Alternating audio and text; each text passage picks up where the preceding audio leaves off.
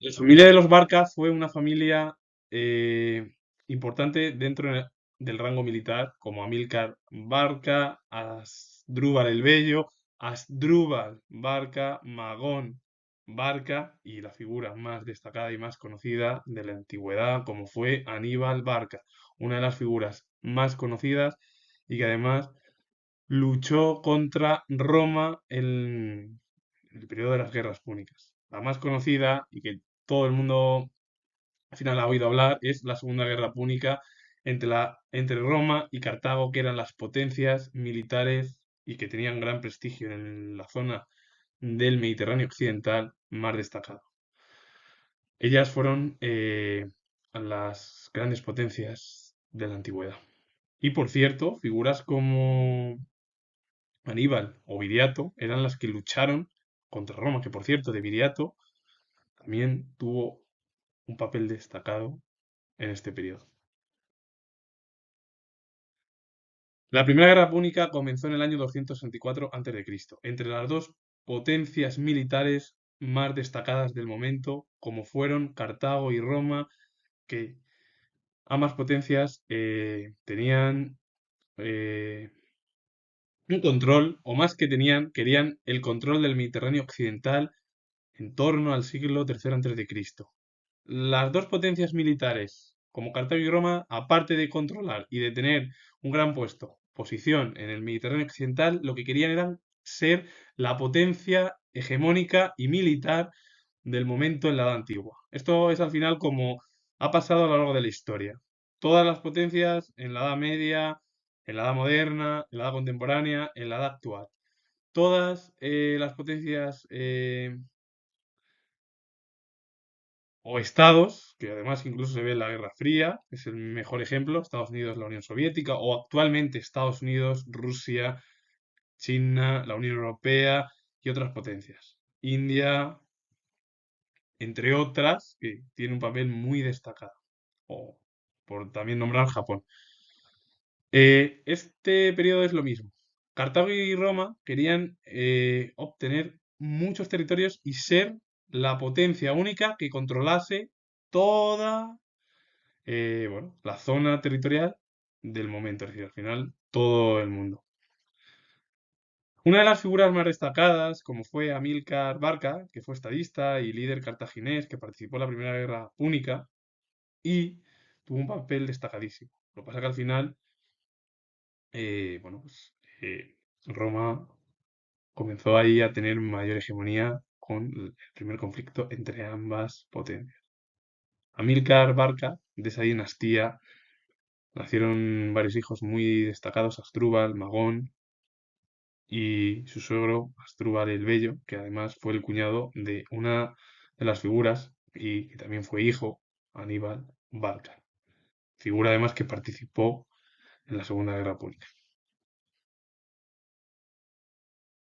La Segunda Guerra Púnica comenzó en el año 218 a.C.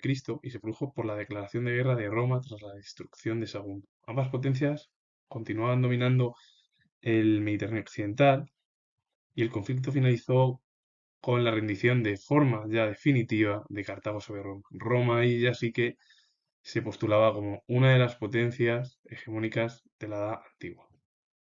El conflicto bélico finalizó en el año 201.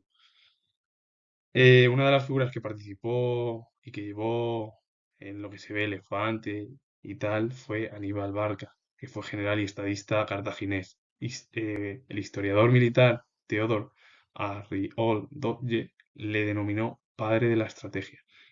Sus hermanos también, Asdrúbal y Magón, también fueron generales. Asdrúbal el Bello, que fue político y general cartaginés, yerno de Amílcar Barca y cuñado de Aníbal Barca, fue gobernador de Iberia a la muerte de Amílcar Barca. Durante su etapa en el gobierno aumentó los territorios bajo control púnico y fundó una ciudad, Kar Hadas, que alcanzó gran importancia. Por cierto, la figura de Asdrúbal el Bello no participó en la Segunda Guerra Púnica. Quien tuvo mayor importancia fue, como he dicho, Aníbal. Que por cierto, la figura de Asdrúbal es la que está arriba a la derecha, la de Aníbal es la que está abajo a la izquierda, más o menos. Así que decir que está guerras de conflicto dentro de la historia antigua, finalizó pues prácticamente, diría yo, con una derrota ya y esa rendición de una de las potencias del momento como fue Cartago. La Tercera Guerra Púnica comenzó en el año 149 y finalizó en el año 146, siendo el último conflicto militar entre las dos potencias hegemónicas de la Edad Antigua, como fueron la República Romana y los remanentes del Estado Púnico, que estaban liderados bajo Cartago. El nombre púnico proviene de la denominación que daban los romanos a los cartagineses de Punici o Punici, y al final la República Romana se convirtió en la potencia hegemónica de la Edad Antigua. Cartago cayó ya definitivamente, siendo una potencia militar muy importante de la época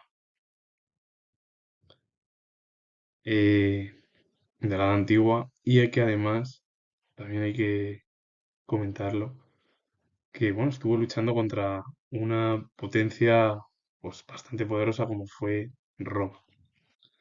A partir de ahí ya sabemos lo que sucedió, la República Romana, pasaron de monarquía a república, que es lo que más duró.